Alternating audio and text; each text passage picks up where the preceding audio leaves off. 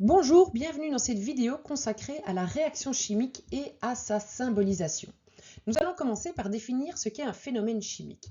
Un phénomène chimique est un phénomène au cours duquel les substances de départ se transforment en d'autres substances de nature différente. Phénomène chimique est un synonyme pour réaction chimique. Cette réaction chimique, on va pouvoir la représenter symboliquement par ce qu'on appelle une équation chimique que l'on reconnaîtra facilement grâce à cette flèche caractéristique de l'équation chimique. Nous écrivons à gauche les réactifs, c'est-à-dire les substances que nous avons au départ de la réaction, les substances qui vont réagir, et nous écrivons à droite les produits de la réaction, c'est-à-dire les substances qu'on obtient à la fin de la réaction, les substances qui apparaissent au cours de la réaction.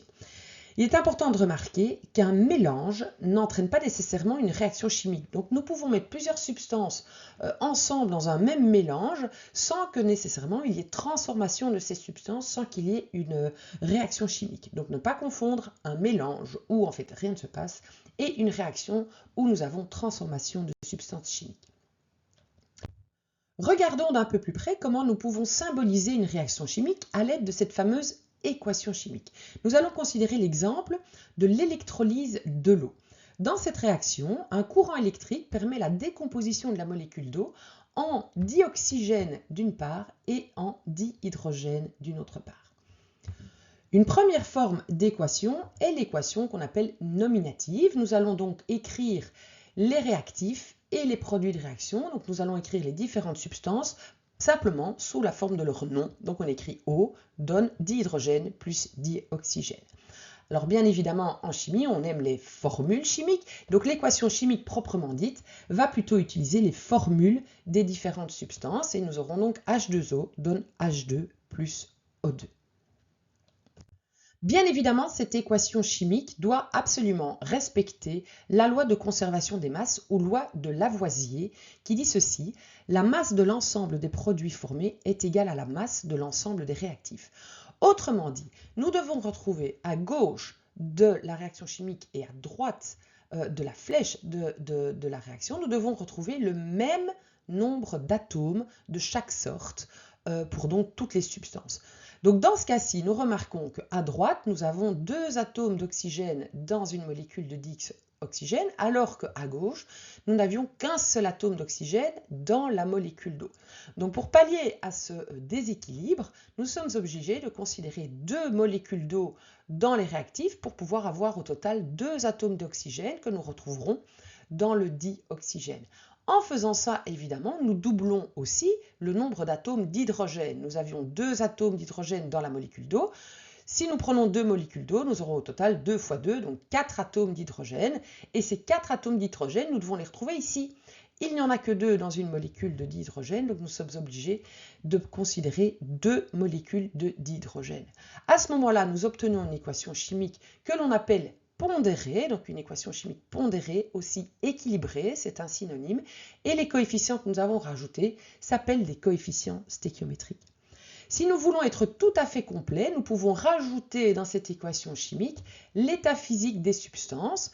Donc nous avons, dans le cas de l'électrolyse de l'eau, nous avons de l'eau sous forme liquide, d'où le petit L, qui donne du dihydrogène ou du dioxygène sous forme gazeuse, d'où le petit g. Donc l'état physique des substances est indiqué à l'aide d'une lettre minuscule entre des parenthèses qui sont mis donc en indice pour chacune des substances de mon équation chimique.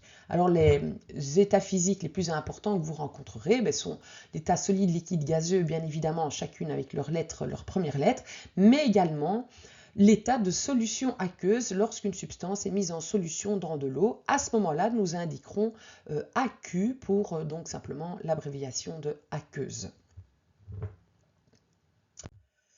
Il y a quelques réactions importantes à connaître relativement par cœur. Donc nous avons l'électrolyse de l'eau dont nous avons déjà parlé.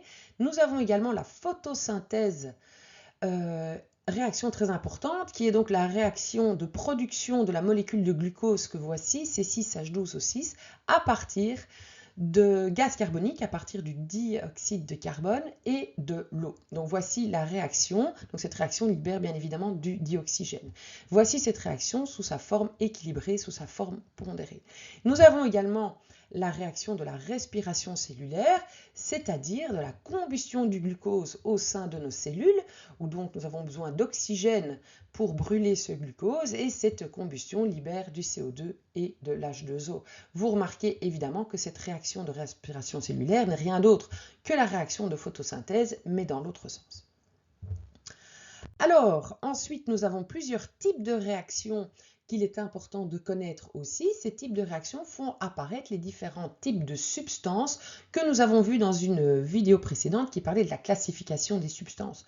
Donc, vous voyez ici à gauche un rappel des différentes formules générales de ces substances ainsi que leur nom générique que nous avons ici. Alors, quelles sont les réactions classiques que nous pouvons avoir avec ces substances? Premièrement, la combustion des métaux. Donc, un métal peut réagir avec du dioxygène pour donner un oxyde métallique. Cet oxyde métallique peut à son tour réagir avec de l'eau et cela donnera un hydroxyde. L'hydroxyde est une substance qui est basique et c'est la raison pour laquelle l'oxyde métallique est parfois aussi appelé oxyde basique puisqu'il forme une substance basique lorsqu'il est dans l'eau. Les non-métaux peuvent également suivre un peu le même schéma, c'est-à-dire qu'ils peuvent réagir avec du dioxygène pour cette fois-ci donner un oxyde non métallique bien sûr, et cet oxyde métallique va pouvoir réagir avec de l'eau également et donnera à ce moment-là un acide ternaire, donc une substance qui est acide, raison pour laquelle l'oxyde non métallique est aussi parfois oxyde acide. Alors j'ai utilisé ici le mot combustion, donc remarquez bien qu'une combustion, le mot combustion veut toujours dire une réaction avec le dioxygène et les produits qu'on obtient avec cette réaction avec l'oxygène sont toujours des oxydes. Encore quelques types de réactions avec ces différentes substances. Premièrement, donc un métal va pouvoir réagir avec un acide pour donner du sel. Donc vous voyez que le M, ici le métal va venir remplacer l'hydrogène dans la formule de l'acide et ça vous donne un sel. L'hydrogène va alors quant à lui être libéré sous forme de H2, sous forme de corps pur simple. Autre réaction très importante, c'est la réaction entre un acide et un hydroxyde qui va donc toujours vous donner du sel plus de l'eau. Donc cette réaction, je vous invite à la retenir, elle est importante, vous allez la rencontrer souvent. Je vous donne deux exemples. Un premier exemple ici, vous avez l'acide chlorhydrique HCl qui réagit avec l'hydroxyde de sodium, le NaOH, pour vous donner du chlorure de sodium NaCl et de l'eau. Un autre exemple ici, vous avez le sulfate d'hydrogène ou l'acide sulfurique qui va réagir avec l'hydroxyde de sodium. Ça va vous donner du sulfate de sodium et de l'eau. Et donc là, vous voyez que dans cette réaction, en fonction de la valence du métal utilisé, etc., vous allez devoir équilibrer cette réaction, puisque dans le sulfate de sodium, il y a deux atomes de sodium, donc obligation de mettre ici un 2 devant le NaOH pour équilibrer les masses de sodium, et en faisant ça, vous allez être obligé de mettre un 2 devant la molécule d'H2O pour équilibrer les hydrogènes et les oxygènes. Voilà, j'espère que la réaction chimique et sa symbolisation sont un peu plus claires pour vous. Retenez bien ces différents concepts. Je vous retrouve avec plaisir dans une nouvelle vidéo. Je vous dis à très bientôt.